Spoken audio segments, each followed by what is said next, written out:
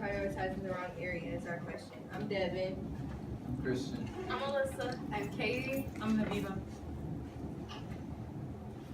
Okay, so according to research from the U.S. Department, they have discovered that there are two positive trends between the opioid rate and the poverty rate. So that means that as the poverty rate increases, the opioid rate increases. And the government has tried two different ways to lift people out of poverty, and that is taxes and food stamps. But according to the President Councils of Economic Advisors, they believe that welfare programs, they have helped, but they believe that they should be cut now because they want to encourage people to get more jobs, but there's like a negative trend in the employment area. And so every day more than 130 people overdose because of the opioids crisis. And the National Institution on Drug Abuse believes that the government should help develop, fund, and educate more people about the opioid crisis. But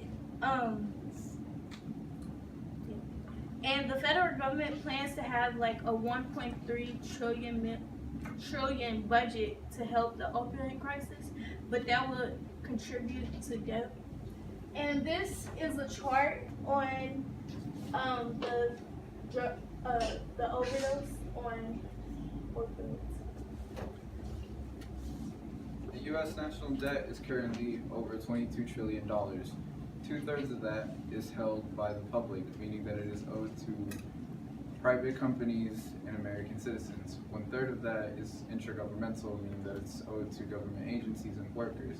The biggest cut of the debt goes to healthcare, which takes over $1 trillion of the budget.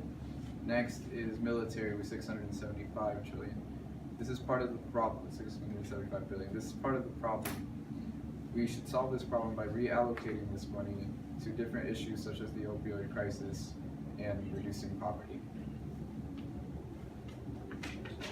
Healthcare. We believe that the government spending is being prioritized in the wrong area. And we have more complicated healthcare system than anybody else. And the insurance costs for healthcare is 25.3%. And the hospital, the U.S. hospital, according to the site, it is stated that in 2010, it is 20% of Americans, and it's more than 1 million adults are being affected by this, and they don't have access to healthcare. And the cost for healthcare is extremely high, and healthcare is about $2 trillion per year, and it is more than $1 billion. And the healthcare costs in the U.S. is about twice as per person, and it is more complicated than any other country.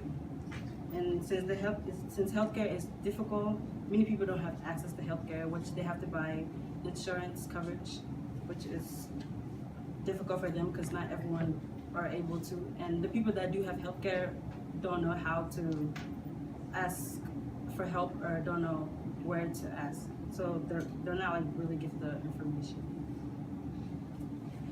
And majority healthcare is coming from only their 10 last days and first. So like people, healthcare is only given to them during their last first and 10 days. And doctors, the healthcare is basically being spent on tests, drug tests, and surgery. That's why we need healthcare reform, because it appeared in 2011 that the Affordable Act helped many Americans, and it is about 6,000 new young people were insured. And as you can see the graph, the countries, you can see that the U.S. has more healthcare, and it is very high, and also in surgery, it has more money than that.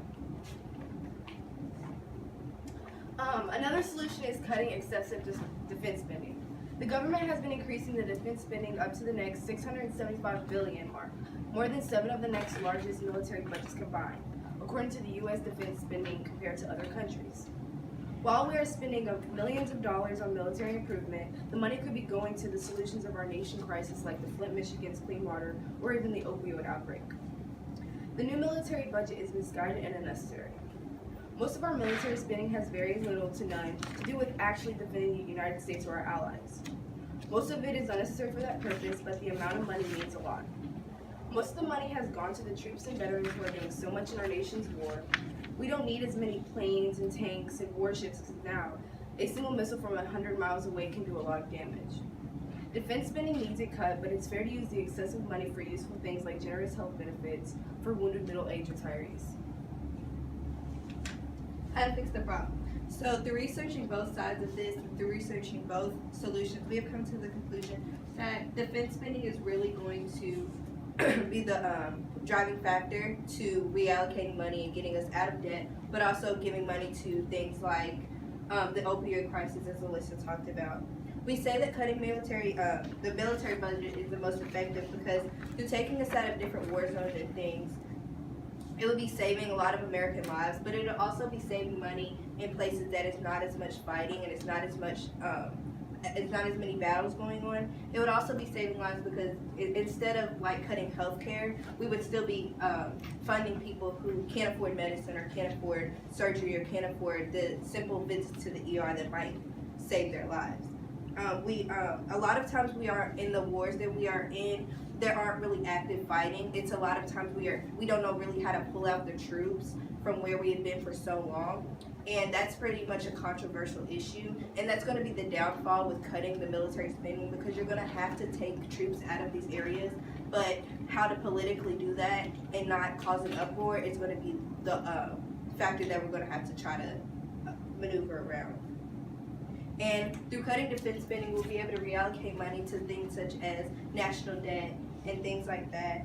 And instead of having to raise taxes like a lot of times we are so hesitant to do, we'll already have that money from taking it from or some of it from taking it from the defense spending. And because tax issues are a big thing in America, especially with the president that we have now. So even though healthcare is more expensive, defense spending is still more unnecessary than healthcare spending because a lot of times it's going just into huge tanks and missiles and things instead of actual fighting and like setting up our veterans with specific things to help them get back into normal society.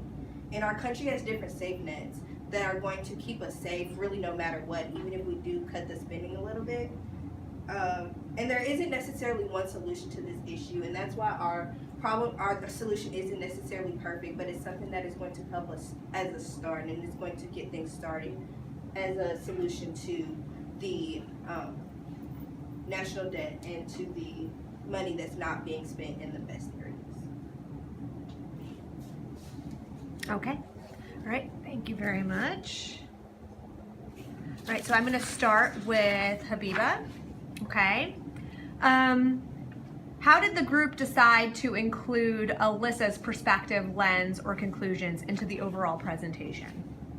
Well, we had discussed it first of all, and whenever we were talking about her overall solution, we had to like look at a rough draft on the IR and come up with like the best solution, and like we had to look at her solution and decide if if it would be put on the side, which we did. And like for our solutions, we all had to like contribute to our solutions and like to see if we would like evaluate them, and this is what we decided.